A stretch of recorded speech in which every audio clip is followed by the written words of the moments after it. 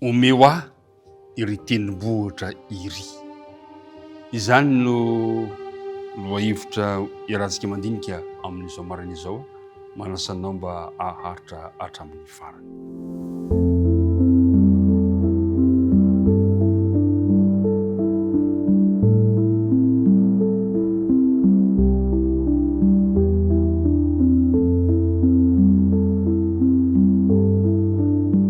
Tafahoana soamantsara indray isika amin'izao maraina izao ry mpiara-midinika namana isany, ka dia atolotra antsika ny araba feno hafaliana, feno tsikitsiky mba ho mariky ny fifandraisan-tana dia andeha hifanovam-pahatanana isika.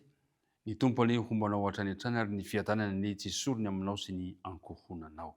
Andeha ary hiaraka hivavaka isika mialohan'ny andinitsika izao dinika izao. Andriamanitra rainay eny an-danitro, rainay amin'ny alalan'i Jesosy Kristy tomponay ianao. Misaotra indray noho ny fitantananao anay tsiraray avy ka afaka manana ity fotoana sarobidy maminay ity izahay. Tomoera ary atemponay ary aoka mba hisoronao ny tsy fahatanterahana rehetra. Mamela ny elokay ary mamindrafo aminay. Ankehitriny ary raha andinika ny teninao izahay dia ilay fanahy-panazava ny fanohana masina ny ilay mpitari-dalana no hitarika anay eo amin'ny marina rehetra ary hampianatra anay izao teninao izao. Anaran'i Kristy nangatana ny vavaka. Amen. Omeo aho iry tendrombohitra iry. Andeha aloha ny andinina atao tadidiana no anokavantsika izao dinika izao. Ny Hébreo 3:10 andininy 7.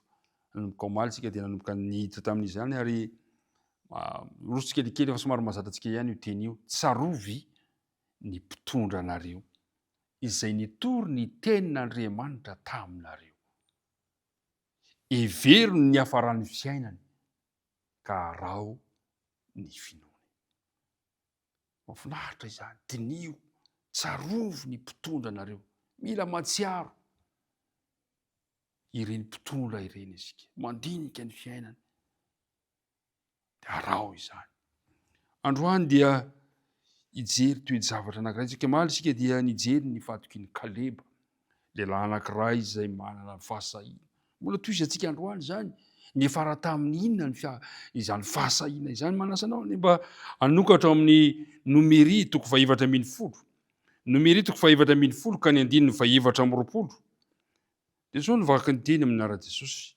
Hoy izy hoe, fa ny amin'ny Kaleba mpanomboka kosa, satria fanahy hafa no tao aminy, ka tanteraka tamin'ny fanarahana ahy izy, dia hoentiko any amin'ny tany izay naleny izy ary ny zanany handova izany.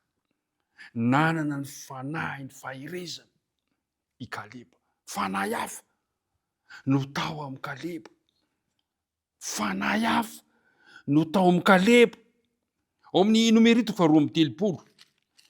Nomery 2:230 ka ny 2:20. Nomery 2:230 ka ny 2:20. Dia zao ny voalazany. Afa-tsy Kaleba zanaky Jefony Kenizita sy Josoa zanaky Nona izay tanteraka tamin'ny fanarahana an Jehovah. Manana fanahy ny fahirezana Kaleba. Dia hitantsika eto fa izay no nitarika azy tanteraka tamin'ny fanarahana an Jehovah Andriamanitra.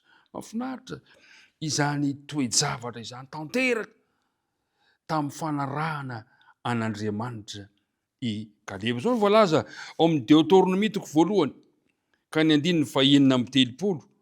Deutéronomie 1:9:30. Afa-tsy Kaleba zanaky Jefony izay izy no nahita azy ary izy sy ny zanany nomeko azy izay ny tany izay hodiaviny, satria efa tanteraka tamin'ny fanarahana an Jehovah izy. Ry mpiara-midinika namana, tsy nanadiny velively ny teny fikasana nomen Jehovah azy tamin'ny alalan'i Mozisy i Kaleba.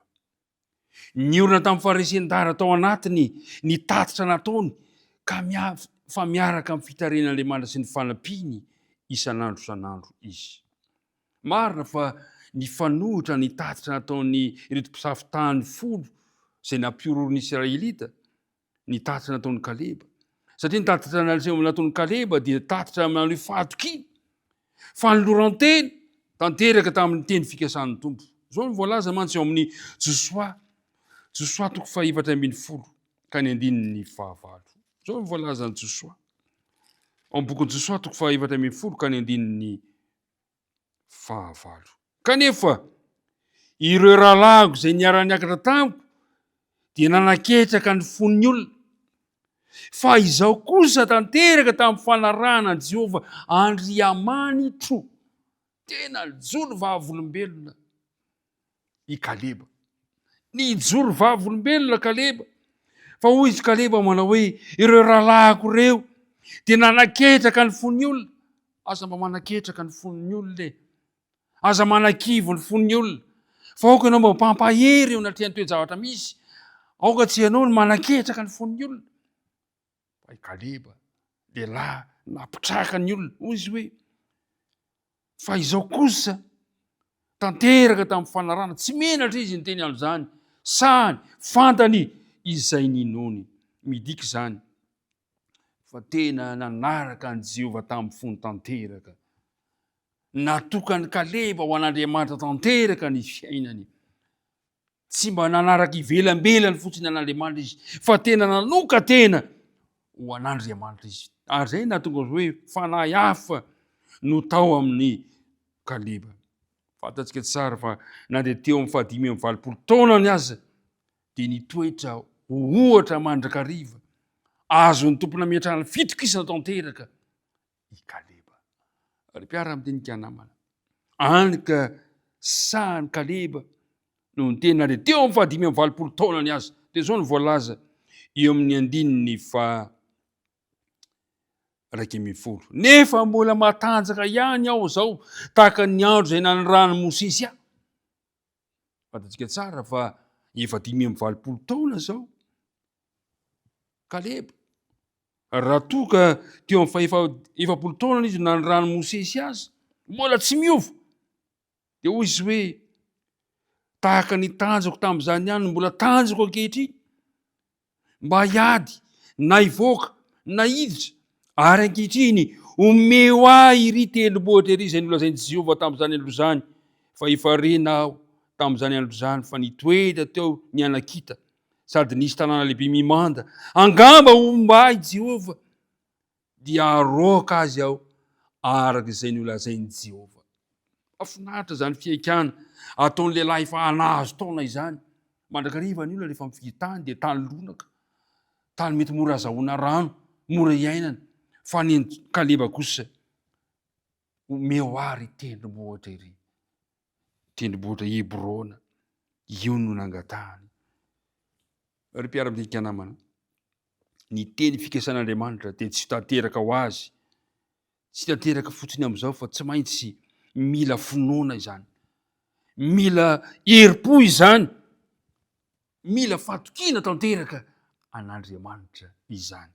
Ilay teny omeo ahy iry tendrombohitra iry dia maneho foana hatrany hatrany ny herin'ny finoana izay ao anatin'ny Kaleba. Tokony tahafika. Tokony tahafinao. Tsy mitady tany malemy anorenam-pangady zany ny finoana. Fa vonona hiatrika fiaikana isan'andro isan'andro kosa eo amin'ny fiainana. Omeo ahy ry tendrombohitra iry. Ny vahoaka an'Andriamanitra tsy mitady toerana moramora azahoana fitahitombony eo amin'ny fiainany. Fa mila manao ezaka, mila manome herim-po, mampitombo finoana isan'andro isan'andro. Tahaka an'izany no nataony Kaleba eto. Ka ny teny izy manao angamba.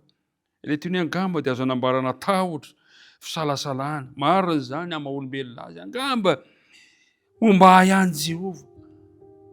Na dia teo aza ny herim-po dia nangataka ihany izy. Tsy amin'ny heriko anefa izany fa angamba omba hatrany Jehova. Ry mpiara-midinika namana, tiako ihany koa mba hisy fangatahana ataonao amin'Andriamanitra manao Jehova omeo ihany koa ry tendrombohitra iry. Amin'ny finoana nefa no angatahana izany sy ny herim-po. Omen'Andriamanitra anao anie izay irinao androany. Omen'Andriamanitra anao anie izay angatahinao. Satria ny fitahiny dia efa omaniny ho anao. Ndeha hivavaka resika ankehitriny. Raha eo misaotra anao indray za inona am'zany taritarana izany ka nampisehonao anay ny herim-po ny kaleba ka na de efa antitra aza de mbola vonina no fiaikana satria tsapany inony fa ianao tsy mahasaraka sy tsy mahavoy azy. Petrapetananao ihany koa ary tontolo andronay androany mety hisy tendrombohitra zay tsy maintsy ho angatanay androany tombo meo anay ny finoana sy ny herim-po fatokina fa tsy amila anay ho iriry ianao io natrian'izany toejavatra izany de momba anay nona amin'ny ara Kristina angatana ny vavaka. Amen.